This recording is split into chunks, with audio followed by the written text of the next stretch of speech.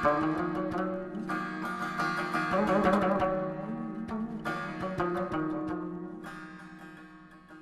program attracts some of the best minds in the community from around the world. We have students in any given year from at least 6, 7, 8 countries. We take around 12 students a year, but it is a very competitive program, which means that for every 10 applicants, we can only manage to take 1. It is a very attractive program because it's unique and it's innovative. It's a 2-year graduate program in Islamic Studies and Humanities at the IIS, followed by a 3rd year at a British university, where they pursue a master's in a variety of disciplines that are closely related and aligned to the goals of GPISH. So our students may go on to pursue a master's in Islamic Studies, but they could also pursue a master's in social anthropology, in social governance, public governance, media, philosophy, education. So they have the choice of pursuing a range of disciplines, which then allows them to go on and pursue a career in a variety of fields. And I think this is what makes GPISH so attractive to our students, because they get the grounding, they get a thorough immersion in their heritage, history, and issues of contemporary relevance to Muslims in this day and age, but then they also get to pursue careers in a variety of fields.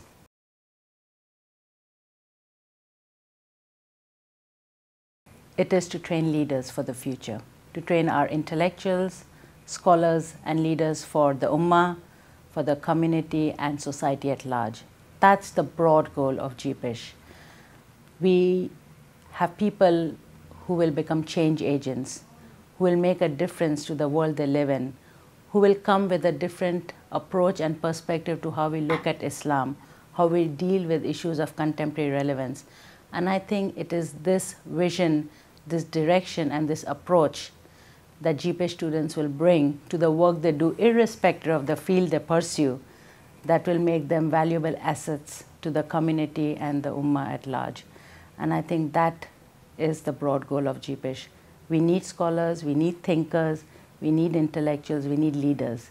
We need the future leaders for the community, and this is what GPISH is training.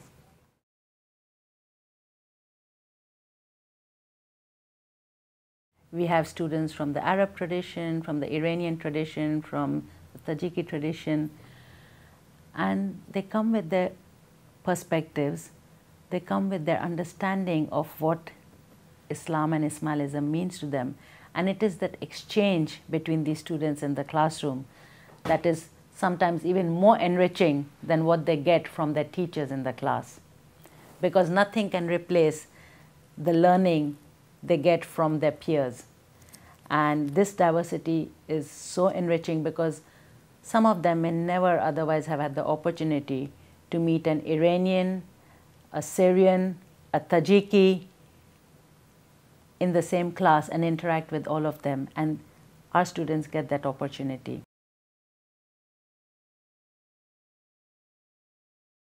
We have students who have gone on to pursue interests in the field of media and representation. So we have artists, we have journalists who can make a significant contribution because they can present an understanding of Islam which is neither parochial nor is it apologetic, but they can talk about Islam from a very enlightened, from a very nuanced perspective that can change the way people think about Islam, because those who are in the field of representation can appeal to a much larger audience. We have a number of alumni who work with governments around the world.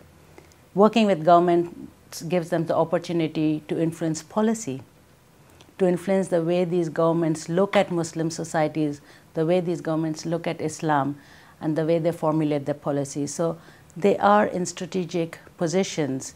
We have those individuals working with UN, with multilateral agencies, with important development agencies, making a difference in the way we look at development, where development is not just about economic development, it's about social development, it is about empowering people on the ground, and the ethic of AKDN then also gets permeated in these different fields. We also have a number of graduates working for our Imamat and Jamaati institutions and making significant contributions. So while we do have a number of students who pursue academia and are professors, lecturers, scholars, we also have those who are making a difference in a number of different fields.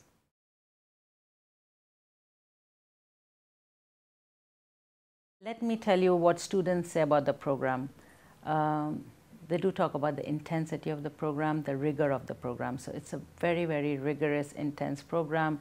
The workload in many ways is more intense than that at a British university. So for instance, we have 12 modules a year plus a language. And that's quite intense, but it does give students the opportunity to engage with a number of disciplines. So it's very interdisciplinary, it's multidisciplinary. So it gives them the tools to look at issues from a number of disciplinary perspectives. So they draw from the disciplinary tools to analyze issues of contemporary relevance and also challenges them. It forces them to rethink their preconceived notions. It makes them reevaluate their perceptions of the world, of the way they approach issues, the way they look at things.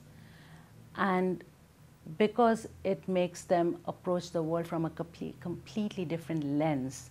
In fact, they do come back and say, it changed the way we look at things. It's changed our worldview. It changed who we are and how we do things. And because it brings about such a significant shift in their thinking, they can approach issues very differently to how others would approach issues. And therefore, then they also have these leadership qualities because they can deal with issues differently, they can provide a lens that others would not be able to provide, and they can critique and analyze issues from a very nuanced and yet intellectual perspective. They are grounded in practicalities, issues in the field, as well as academic disciplines. And I think this ability to straddle the practical and the intellectual is what makes them so successful in their careers.